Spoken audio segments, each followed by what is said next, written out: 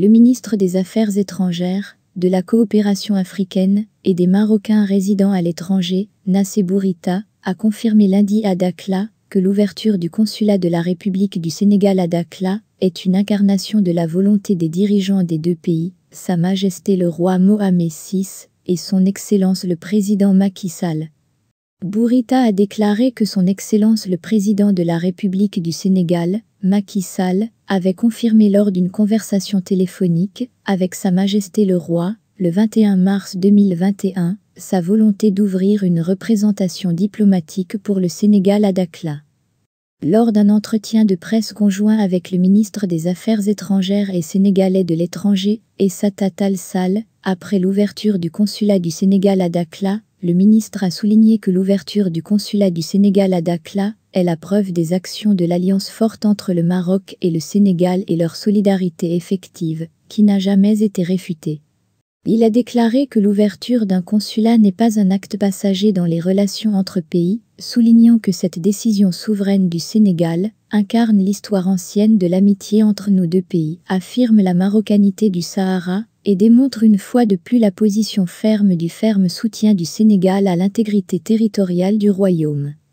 Il a souligné que le Sahara marocain est un fait historique, politique et juridique et n'a jamais fait l'objet de négociations. Il a noté que ce consulat est plus qu'un bâtiment administratif, c'est une nouvelle pierre angulaire des relations entre le Maroc et le Sénégal, ajoutant que le consulat travaillera dans le domaine de la coopération territoriale et de la décentralisation, en direction de l'Afrique, qui connaît un développement régulier dans les régions du Sud. À cet égard, le ministre a souligné la forte amitié et les relations de fraternité entre les dirigeants des deux pays, Sa Majesté le roi Mohamed VI et Son Excellence le président de la République du Sénégal, Macky Sall, notant que les peuples sénégalais et marocains sont considérés comme un peuple, et l'un d'eux représente l'extension naturelle de l'autre, et la profondeur et la force des relations dépassent toutes les caractéristiques. Le ministre a également souligné le partenariat stratégique distingué que Sa Majesté le roi veille personnellement. Il a déclaré que le Maroc et le Sénégal sont unis par plus d'une centaine d'accords couvrant tous les secteurs de base, dans le domaine des consultations politiques, de la coopération économique, culturelle et sécuritaire, et autres, en termes de nécessité d'une coopération accrue pour élever ce partenariat au rang de niveau auquel aspirent les dirigeants des deux pays. Bourita a également appelé dans ce contexte à activer certaines mesures importantes, et il est lié à l'activation du groupe de paiement économique, qui a été créé à l'occasion de la visite de Sa Majesté au Sénégal en 2016, et à renforcer la formation, car c'est un élément essentiel relation entre les deux pays.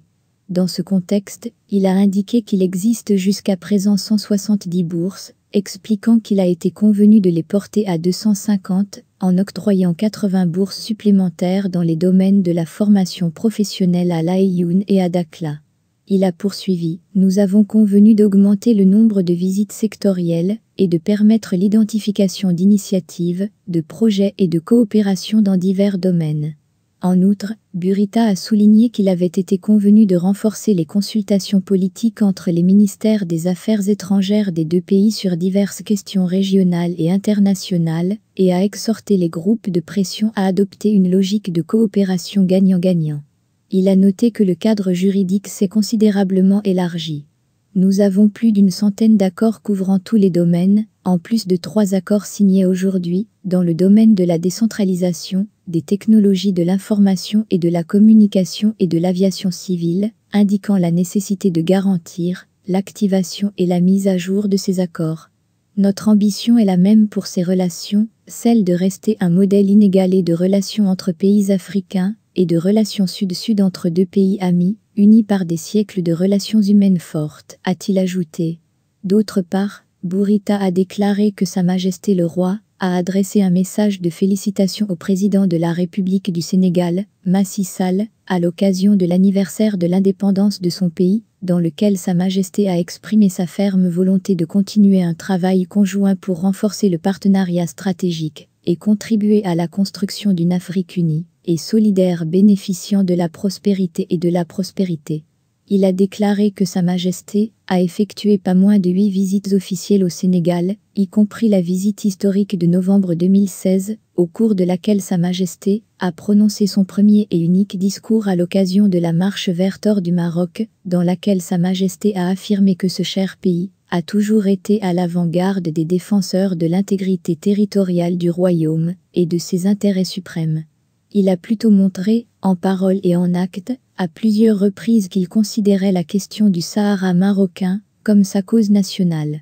La cérémonie d'inauguration du consulat du Sénégal à Dakhla, qui est la 10e représentation diplomatique à être ouverte dans la ville depuis plus d'1 an, a notamment été suivie par l'ambassadeur, directeur général de l'Agence marocaine pour la coopération internationale, Mohamed Moutagal, le gouverneur de la région de Dakhla, la vallée de l'Or, le gouverneur de la région d'Oued et Dahab, Lamine Benomar, et le chef de l'agence.